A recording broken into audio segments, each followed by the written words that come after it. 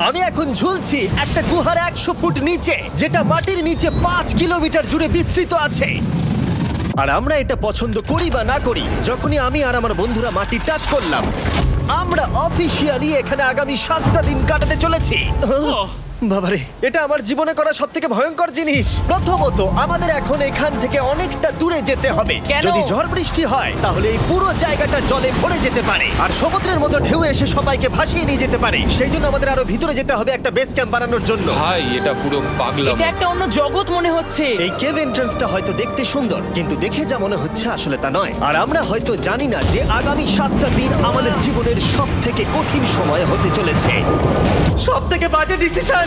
ঠিক আছে, আর কিছুক্ষণের মধ্যেই অন্ধকার হতে চলেছে। ক্যাম্প না করলে আমরা বিপদে পড়বো। আমরা কোথায় যাচ্ছি সেটা কি বলবে? আমাদের ক্যাম্প সেটআপের জন্য একটা ফ্ল্যাট গ্রাউন্ড খুঁজতেই হবে। কেভের ভেতরে ঢোকার পরে আমরা এমন একটা জায়গা খুঁজে পেলাম যেটা অনেকটা উঁচুতে থাকায় আমরা জল থেকে সুরক্ষিত